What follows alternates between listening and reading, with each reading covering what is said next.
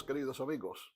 Una vez más, aquí su pastor Rolando González para estudiar juntos la lección de escuela sabática que lleva como título Reconciliación y Esperanza. Y continuamos con el tema que veníamos tratando desde la semana pasada sobre la reconciliación.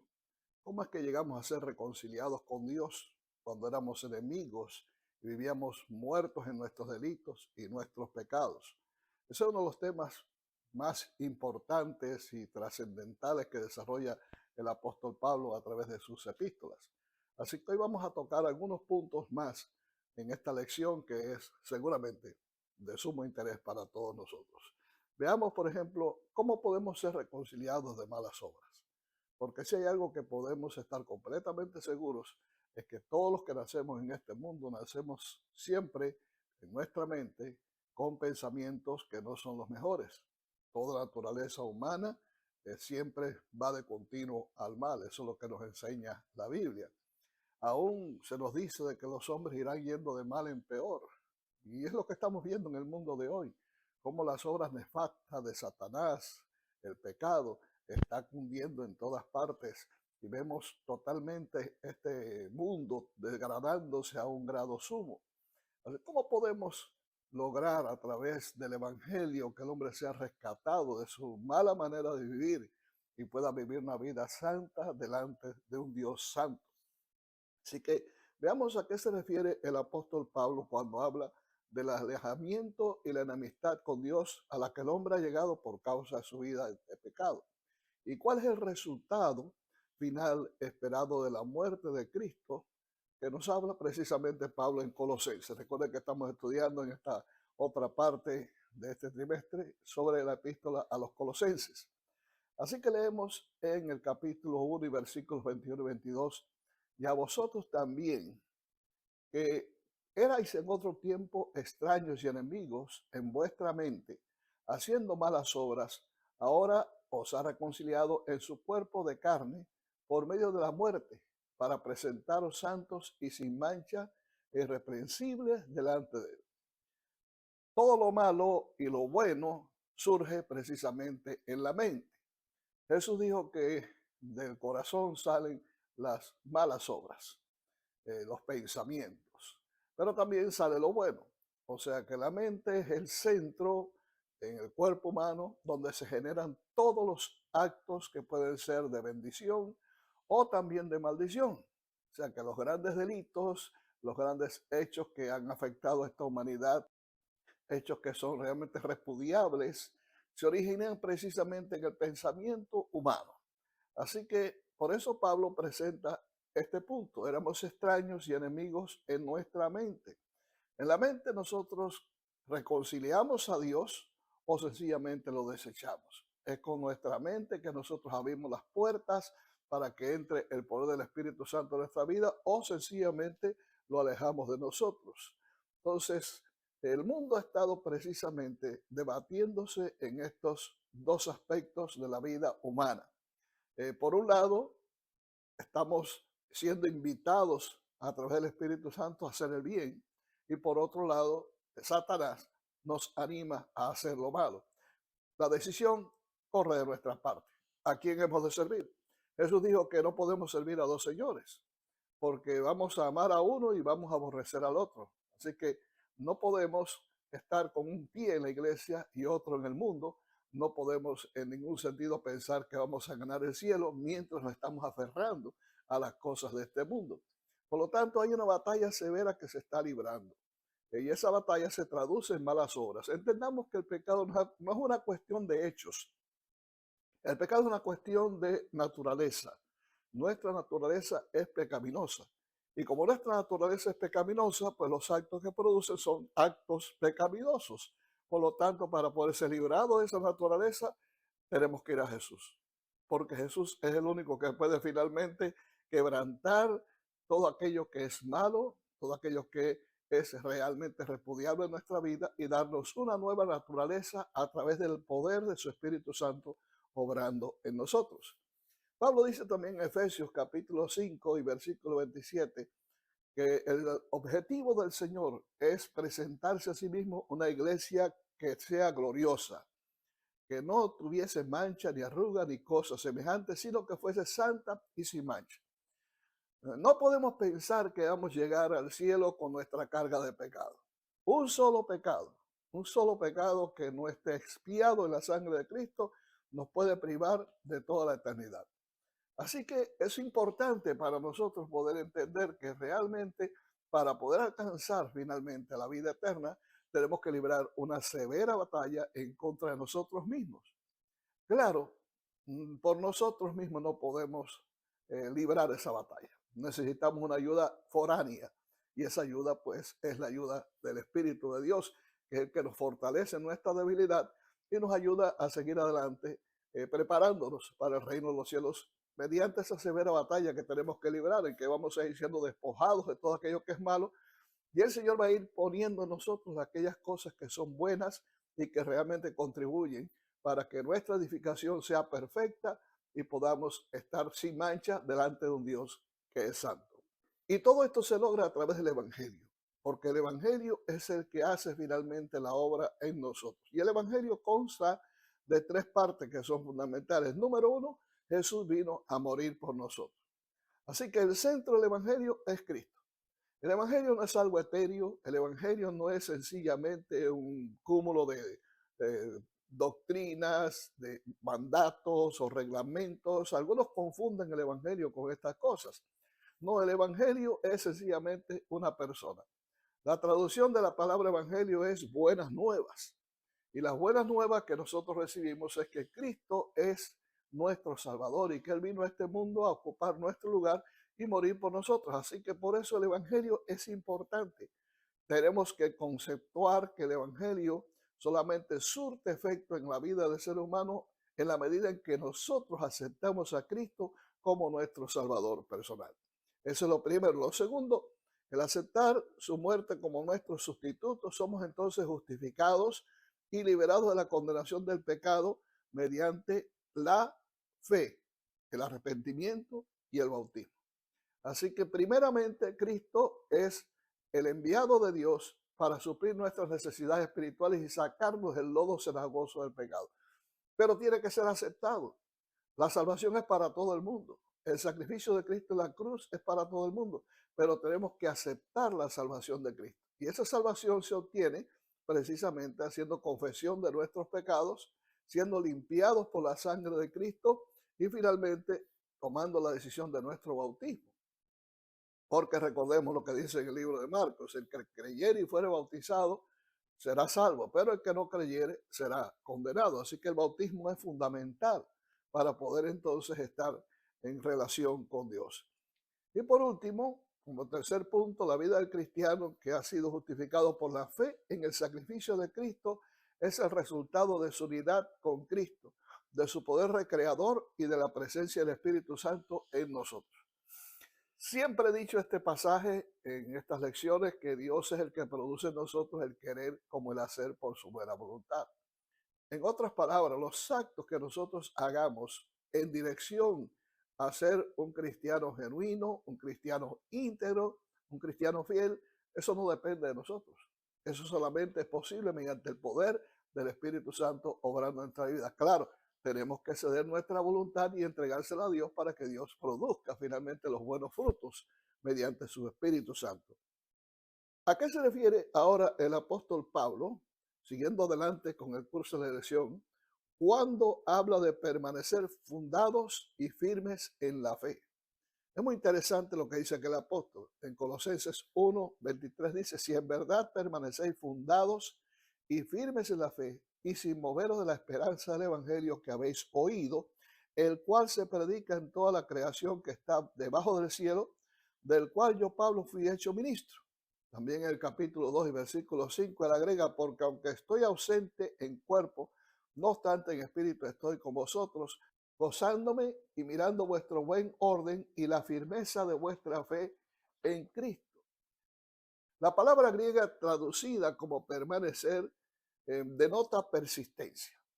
Una vez que tú has aceptado a Cristo como Salvador y has sido bautizado en el nombre de Cristo, se espera que tú puedas continuar siendo fiel al Señor. Debes permanecer. De ahí en adelante no creas que las cosas van a cambiar. Mucha gente piensa de que una vez que se han bautizado, todo va a ser color de rosa. No va a haber ya más luchas con Satanás, se va a acabar el pecado, no va a haber incitación a lo malo. Lamento darte una mala noticia. Eso no es así, eso no funciona de esa manera. El hecho de que hayas aceptado a Cristo como Salvador personal y hayas sido bautizado no indica que la guerra termina. No, pudiera ser que la guerra sea peor de ahí en adelante, porque ahora ya te le fuiste al diablo. Ahora perteneces a Cristo y, claro está, Satanás odia a Cristo y odia a todos aquellos que se asocian con el Señor. Pero, y ahí viene la buena noticia, Cristo está de tu lado. El Señor está contigo. Sus ángeles te rodean y te protegen de todo mal. Por lo tanto, si te mantienes aferrado a Jesús, permaneces en Jesús, entonces el diablo no podrá hacer nada contra ti. Un cristiano que ora, un cristiano que estudia la Biblia, un cristiano consagrado al Señor que testifica de lo que el Señor ha hecho en su vida, jamás se apartará del Evangelio. Sencillamente porque vive su vida aferrado al Señor. Tiene una comunión diaria con el Señor. Y esa comunión diaria con el Señor te hace partícipe de la omnipotencia. Por lo tanto, nada que el diablo intente hacer contra ti tendrá éxito. ¿Por qué? Porque vendrá el enemigo como río, mas el Espíritu de Jehová levantará bandera contra él. Así de fácil. Pero tienes que permanecer. No puedes soltar el brazo del Señor, porque el día que sueltes el brazo del Señor será la catástrofe. Mira, déjame decírtelo de esta manera. Un solo segundo nada más que tú te alejes de Jesús es suficiente para que el diablo se cuele y te haga un desastre. Así que tienes que permanecer constantemente aferrado al Señor para que finalmente las cosas puedan funcionar bien. Y claro, la lucha es permanente. Algunas veces el diablo te dejará tranquilo y estarás un tiempo sosegado porque si la lucha fuera constante, si las tentaciones fueran constantes, realmente no podíamos permanecer, pero Dios finalmente da siempre la salida para que podamos permanecer en Cristo y podamos triunfar. Y eso es porque Dios tiene para ti un plan que es maravilloso. Es el plan eterno de Dios y ahí vamos entrando precisamente en el gran misterio que Pablo quiere develarnos. ¿Qué dice Pablo acerca de su sufrimiento por causa de Cristo? Leamos lo que dice el texto. Ahora me gozo en lo que padezco por vosotros y cumplo en mi carne lo que falta de las aflicciones de Cristo por su cuerpo, que es la iglesia, de la cual fui hecho ministro según la administración de Dios que me fue dada con vosotros para que anuncie cumplidamente la palabra de Dios. Quizás su mayor sufrimiento, el apóstol Pablo, se haya debido a no poder trabajar intensamente yendo de lugar en lugar, fundando iglesias, visitando a los hermanos. Estaba prisionero, por lo tanto no podía hacer eso. Sin embargo, él padecía gozosamente por causa del nombre de Jesús. Pero aunque Pablo estaba en la cárcel, Pablo no estaba sin hacer nada, ¿no? Él estaba constantemente presentando el mensaje de Dios. Con toda persona que Pablo se relacionaba, salía tocado con el mensaje del Evangelio. O sea, Pablo no estaba inactivo. Es más, hizo grandes cosas. Y muchas de la literatura que tenemos ahora, las cartas paulinas, que ahora mismo estamos estudiando, Filipenses, Colosenses, primera y segunda de Timoteo, precisamente fueron escritas mientras Pablo estaba prisionero. O sea que allí tuvo tiempo él para entonces darnos un legado que hoy es precioso para nosotros y que realmente son una bendición para la iglesia. Y esas cartas fueron inspiradas también por el Espíritu Santo. Por eso forman parte también del canon sagrado. Y entonces en esas mismas cartas Pablo nos revela algo que hasta ahora él no lo había hecho y que estaba escondido. De alguna forma Dios quería a través del apóstol hacer saber al mundo, hacer saber a todos realmente que había algo que hasta ese momento no se había dicho, que los profetas habían indagado en una forma profunda para tratar de conocer exactamente cuándo ocurrirían estas cosas, qué es lo que tenía que ver con nuestra salvación y realmente no lo habían podido entender. Entonces Pablo nos empieza a develar ese misterio. Dice el apóstol, el misterio que había estado oculto desde los siglos y edades, pero que ahora ha sido manifestado a sus santos, a quienes Dios quiso dar a conocer las riquezas de la gloria de este misterio entre los gentiles. ¿Cuál es el misterio al cual se está refiriendo el apóstol? El mismo concluye diciendo que es Cristo en vosotros la esperanza de gloria. El misterio de Dios tiene que ver con Cristo. El misterio de Dios tiene que ver con la salvación. Sí, habíamos estado esperando al Mesías que arribara un día a la tierra, pero no se sabía exactamente cómo habrían de ser todas las cosas. No se sabía exactamente cómo el Evangelio podía, de alguna forma, salvar al hombre de la ruina del pecado. Cristo nos dio a conocer especialmente quién es Dios, quién es el Padre. Nos dio a conocer el amor del Padre. Nos dio a conocer cuánto se interesa Dios por nosotros. Y en su vida y su ministerio Jesús hizo patente de que el empeño que tenía la Trinidad era la salvación de la raza humana y no como ellos pensaban, porque ellos pensaban que el Mesías vendría simplemente como un gran conquistador. Ellos lo que no sabían es que en ese misterio de Dios estaba precisamente en el centro la cruz de Cristo, el martirio del Hijo de Dios en favor de nuestros pecados. Eso ellos no lo entendían, no lo comprendían, no podían pensar cómo era posible de que el mismo Hijo de Dios viniera a sufrir una muerte tan horrorosa por salvarnos a nosotros. Recuerden lo que sucedió con los discípulos que iban rumbo a Emaús. Ellos estaban esperanzados en que Cristo habría de finalmente lograr el objetivo de liberar a Israel, pero lo vieron morir en la cruz del Calvario. Y estaban desesperanzados, estaban descorazonados porque decían, hace 3 días que esto ocurrió y nosotros esperábamos que él era el que iba a liberar a Israel. Y nada de esto ha acontecido. Y Jesús tuvo entonces que comenzar allí a estudiar con ellos las escrituras, nuevamente a darle un estudio bíblico para que ellos pudieran comprender exactamente todas estas cosas.